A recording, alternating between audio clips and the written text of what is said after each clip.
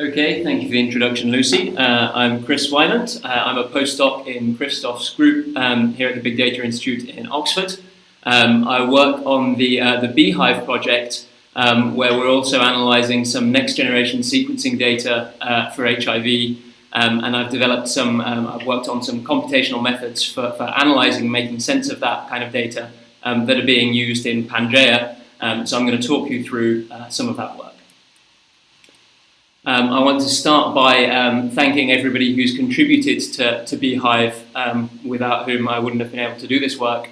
So everybody listed on this slide, I'm not going to go through all of their individual contributions, together with the patients who've donated their blood samples for viral sequencing and clinical data to the project. Oops. Okay, so in HIV epidemiology and infectious diseases more generally, we're often thinking about what is it we can do to stop transmission as effectively as possible, and so alleviate the burden of the disease. And one of the ways we can do that is to try and understand the epidemic better by studying the genetic sequences of the pathogen that's causing the infection. So I'm just going to run through a few slides going through sort of an introduction to what is it we look at when we look at pathogen sequence data. I tend to slip between saying pathogen and virus quite frequently, so please forgive me that. I'm always talking about more or less the same thing. So viruses and pathogens replicate and leave descendants, who in turn replicate and leave descendants, and so on. We've got a nice virus or pathogen shown in these different coloured stars in this diagram here. And over time, there are changes to their genetic sequence, and some or all of those changes can be passed on to their descendants, which means that how closely related two viruses are will be reflected in how similar their sequences are. So two closely related viruses share an ancestor recently in the past, whereas distantly related viruses share an ancestor a long time in the past, and that's reflected in how similar their sequences are. And phylogenetics is concerned with taking a set of genetic sequences and inferring what that pattern of relatedness is, or in other words, what the evolutionary history connecting those organisms is. And that history, that pattern of relatedness, can be shown in a tree. So I'll just talk you through some of the basic things we can see in a tree. So the tips, which are on the right-hand side of all the trees I'll show here, those represent the sequences you've put in. They're the sequences that comprise your data set. So they're at the end. Then the nodes inside the tree, highlighted here in blue, they represent, each node represents the most recent common ancestor of some of those sequences. So these are viruses that we haven't observed, but we've inferred that they must have existed at some point in the past. Horizontal lines in these trees are called branches, and the length of a branch represents how much evolution happened along that branch. If you want to quantify how closely related two of your sequences are, you can calculate the patristic distance between them, and that means how far apart they are in the phylogeny. And more specifically, it's the shortest distance you have to go along to get from one tip to another in the phylogeny. Just counting horizontal distance, which is the only thing that means anything in these trees. Vertical distance is just for clarity. So when we calculate this distance between some of our sequences, and we find that some of them have a very small distance, that means they're separated by a very small amount of evolution, which means they're very closely related. They're very similar viruses. And what we would infer from that, if these are two different individuals, is that they're very close to each other in a transmission network. Maybe one of them infected the other, or some third person infected both of them, or something like that. But they're close in the transmission network because they have very closely related viruses. So if we want to know what we're talking about when we say things like this, that these two people have very close viruses, but these other two people have more dissimilar viruses, we're meaningfully interpreting small differences between these viral sequences. And if we're going to do that, then we need to make sure we know these sequences accurately. So that's one problem. And another problem is that if we want to generalize from all of these observations to make inferences about transmission patterns, if we want to make robust statements, then we've got to make sure we have many genomes so that we've got strong statistical support for whatever conclusion it is we're drawing. And so a solution to both of these problems is high throughput sequencing, so that you can get lots of sequences and an accurate way of processing those sequences that can also handle lots of them. So we're trying to get a quality and quantity of data. So this is what the data looks like for the Beehive project, and also for all or most of the sequence data for the PANGEA project so far. So generally with HIV, you have because the virus mutates so rapidly and there's a long duration of infection, within one person you have lots of different viral variants.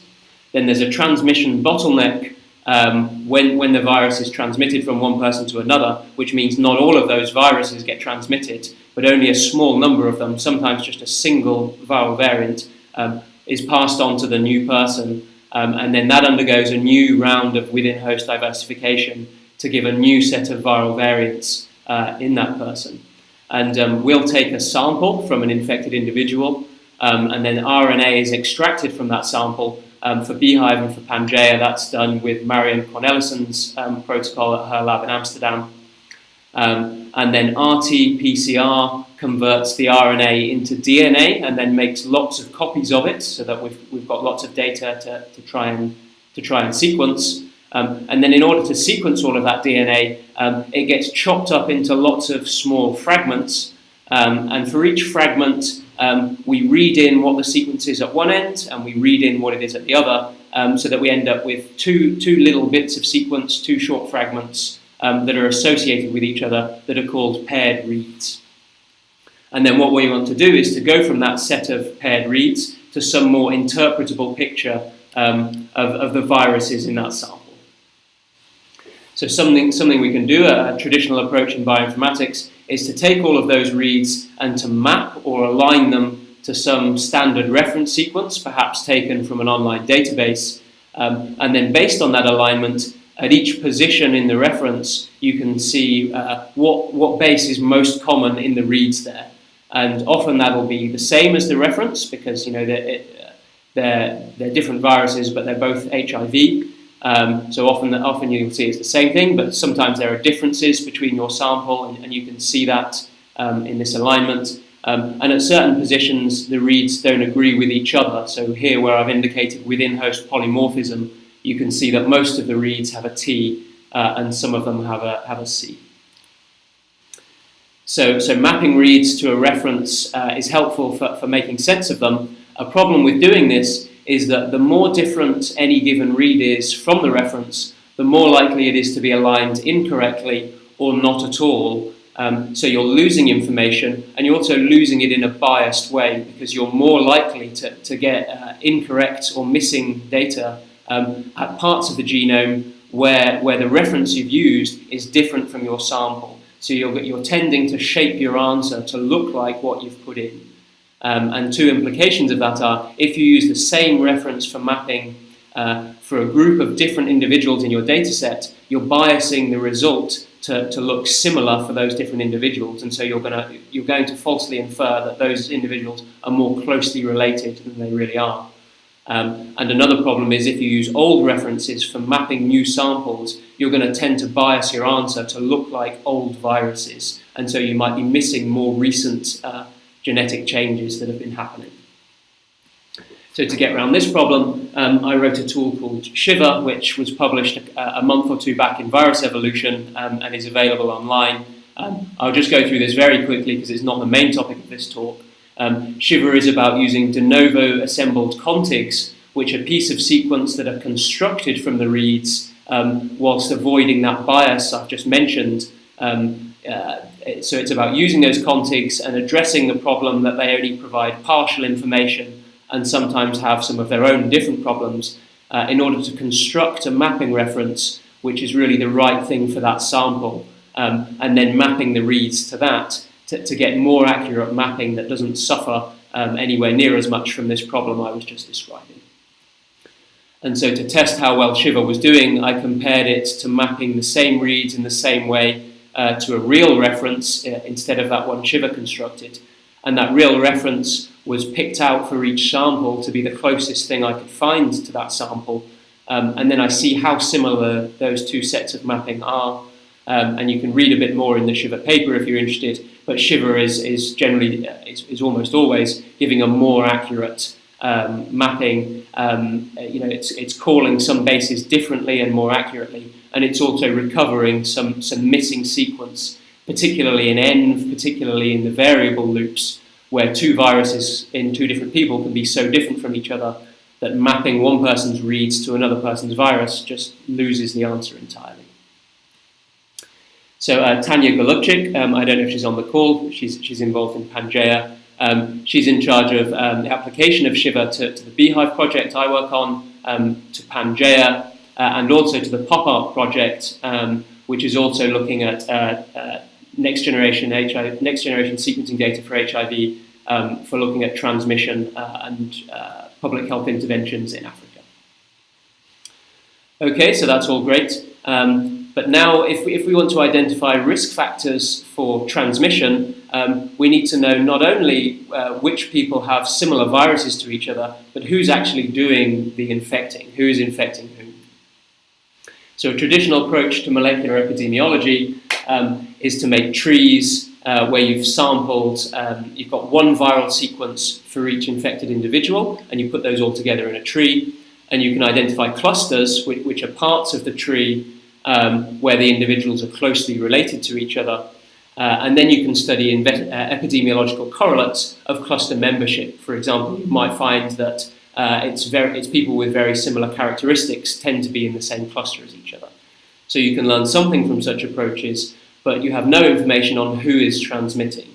It may be that within a given cluster, none of those people transmitted the virus on to somebody else.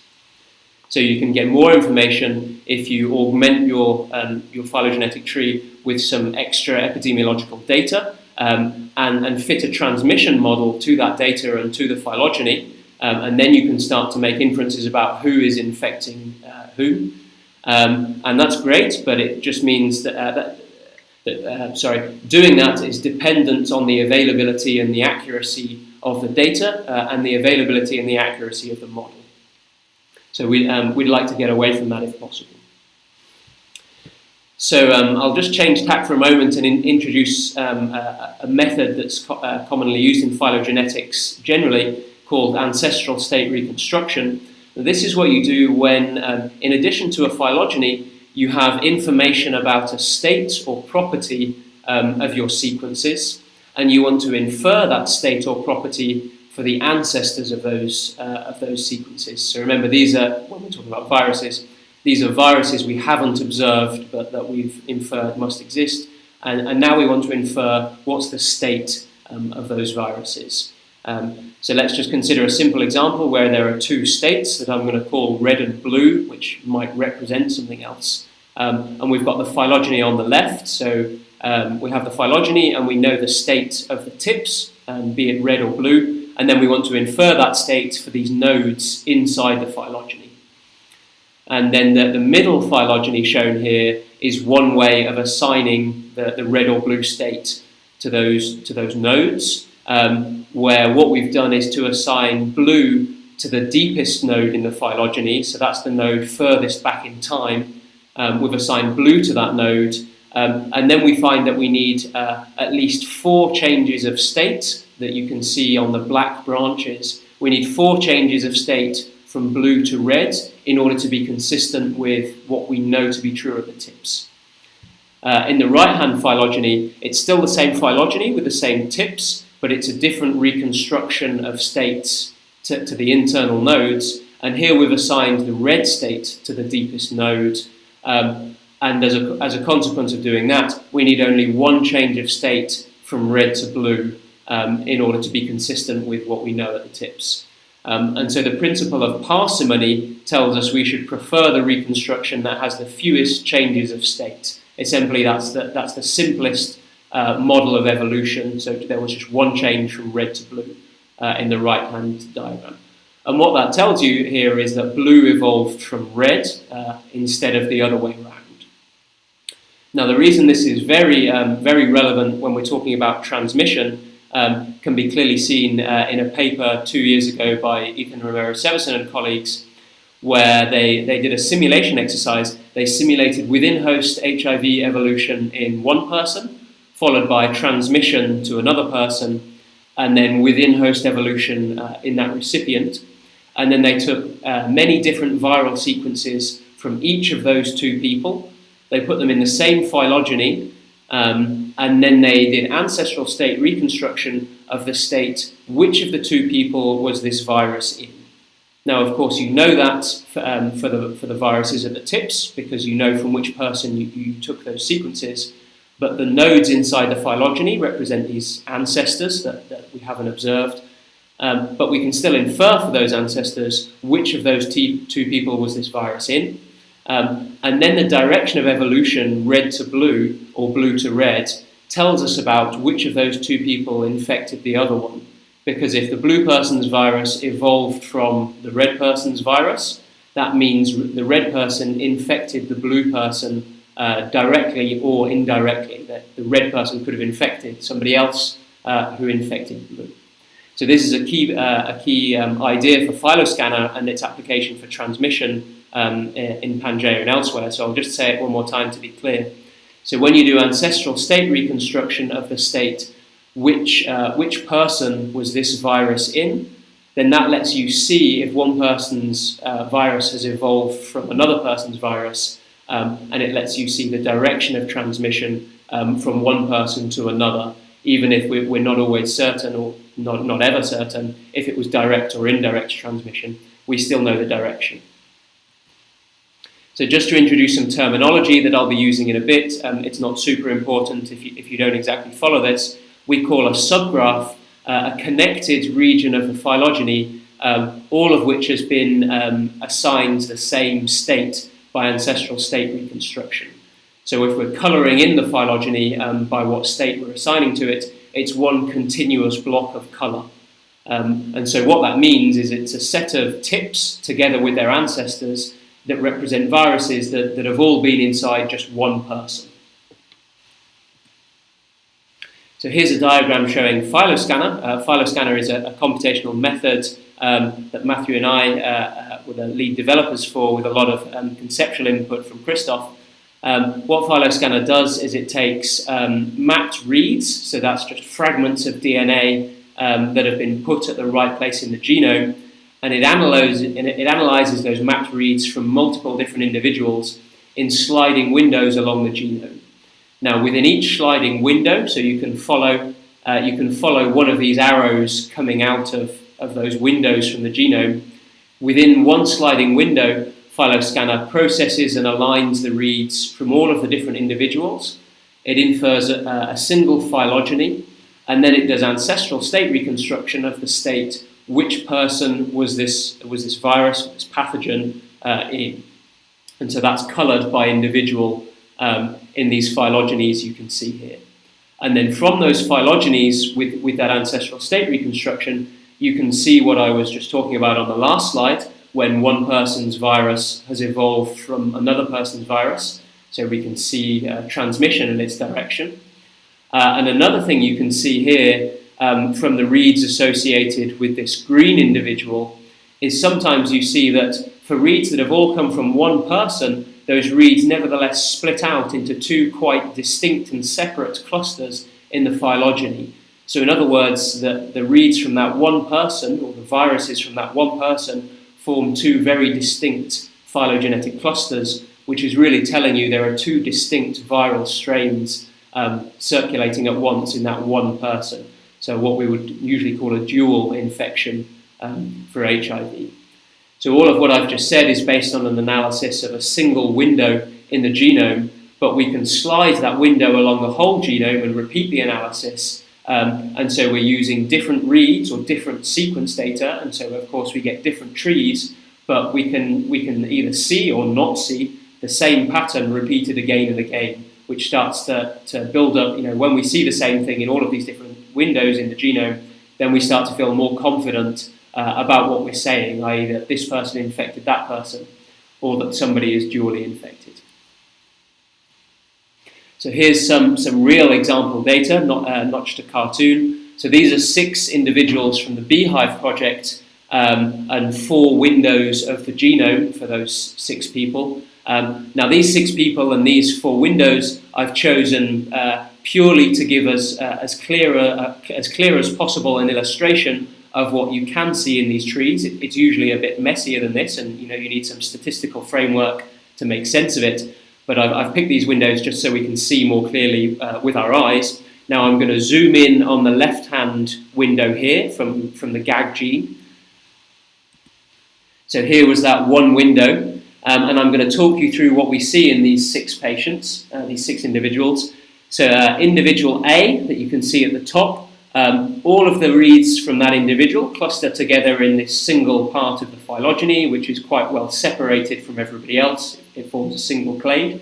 So this is a fairly straightforward, singly infected individual. If we then look at individual B, shown in orange, seen at the bottom, you can see that though all of those reads have come from the same individual, they form 2 very distinct separated clusters. So this is an indication of 2 distinct viruses in the same individual, i.e. a dual infection. Individuals C and D, shown in kind of purple and pink colour, you can see that most of the reads from patient D, and something I forgot to say is the number by these tips represent the count for that sequence, because we see the exact same sequence many times, and so it's just a single tip in the phylogeny, but it represents many reads.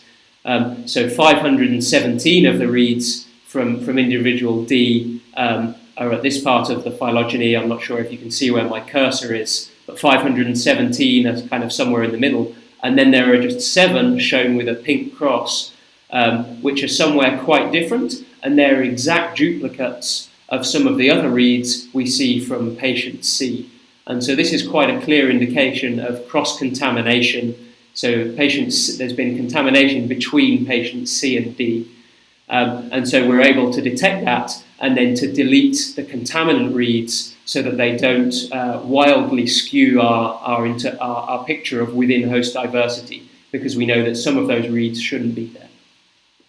And then finally, looking at individuals E and F, we see this ancestral relationship I was talking about earlier, where E is ancestral to F, or F has descended from E, which is indicating that individual E infected individual F directly or indirectly.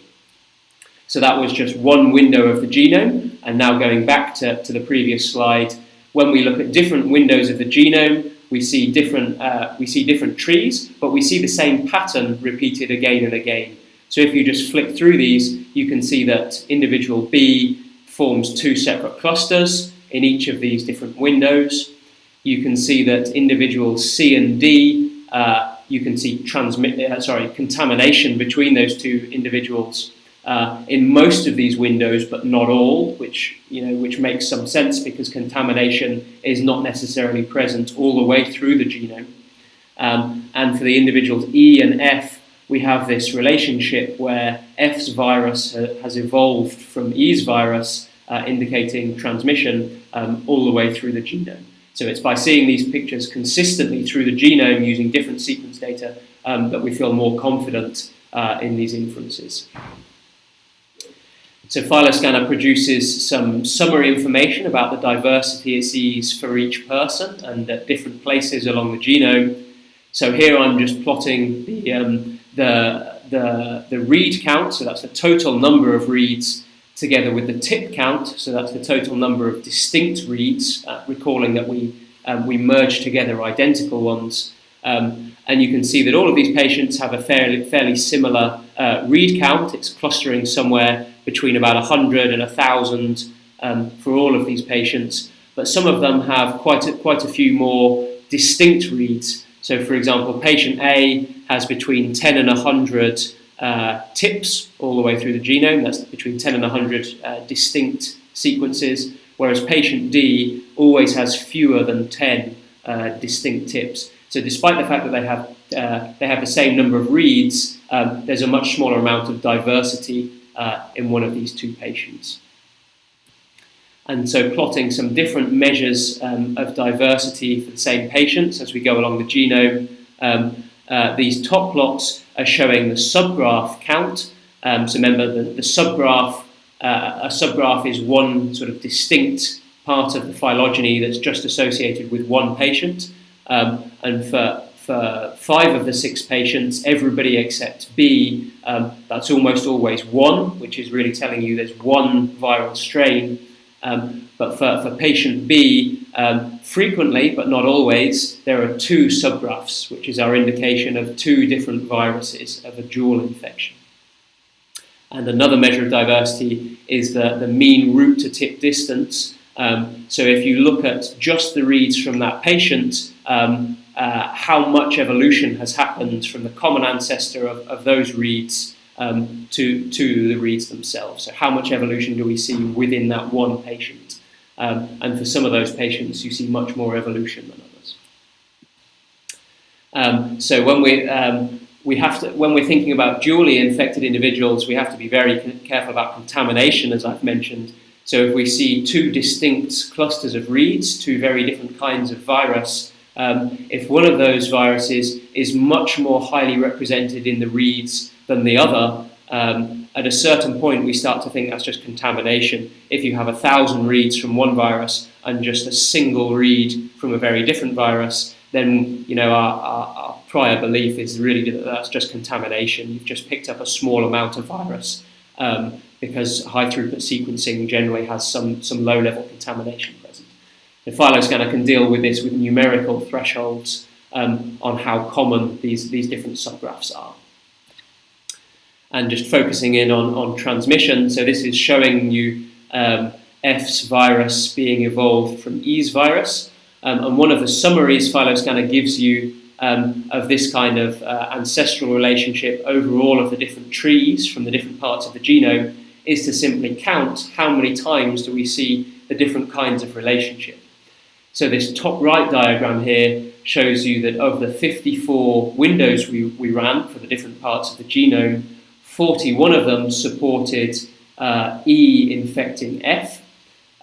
2 of them, the bottom blue line, support F infecting E. 2 of them, as the middle red line, support that these 2 individuals are closely, their viruses are kind of entangled with each other in the phylogeny, so they're very closely related to each other, but we've been unable to distinguish the direction of that evolution. And in 9 of the windows, that's the green line, the viruses are closely related, but neither of them is descended from the other one. And an even simpler kind of grand summary of that information is simply what fraction of windows support transmission from one patient to the other, and here that's 0.76 or 76%, and then what fraction of windows support any kind of linkage between those 2 patients regardless of direction, and here that's 1 or 100%. And so the previous example was focusing on the relationship just between 2 patients, but when you process more than 2 patients with PhyloScanner, you can see these kind of relationships between multiple patients at once. So on the left-hand side is showing that more complicated kind of summary I talked about first, where you have lots of different kind of relationships that are possible between 2 individuals. And then on the right-hand side, that's collapsed to a simpler summary where it's 2 numbers showing what level of support is there for one person infecting the other, together with what level of support is there for any direction of relationship between them. We also see some thick green lines here with just a single number, which are showing that there is some support for those 2 patients being related, but we don't have enough evidence to call any direction. So the blue arrows are showing directed transmission with its support, and green arrows are just showing some connection but with unknown direction.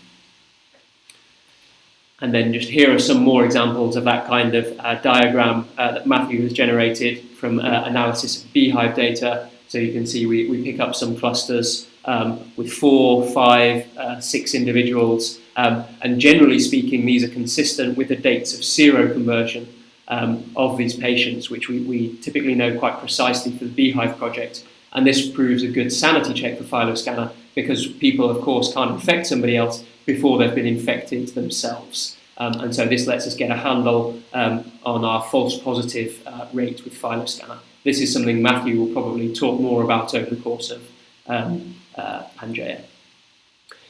So in summary, PhyloScanner creates within and between host phylogenies in sliding windows along the genome from next generation sequencing reads. And then by analysing those kinds of phylogeny or other kinds of or other similar kinds of phylogeny that you might have generated yourself in a different way from a different kind of data, it can identify transmission and the direction of that transmission. It can identify multiply infected individuals who have different strains of the pathogen. It can identify contamination with exact duplicate reads between patients or just phylogenetic outliers that are very different from the other reads with a very small count. And something I didn't mention today, you can read a bit more about in the paper. It can also give you insight into into recombination. And so PhyloScanner was published in MBE in November, and it's available at GitHub from the following link. I think I'm probably approaching time for questions. I have some extra slides on the application of PhyloScanner to different sequencing platforms. I forgot to mention this was all Illumina, MySeq and HiSeq data, and it was all HIV. So there's application of PhyloScanner to other sequencing platforms and to other pathogens. And I've got a few slides on using PhyloScanner, but I'll perhaps leave that now and go to questions. And one of the questions can be about that if someone's interested. Thank you.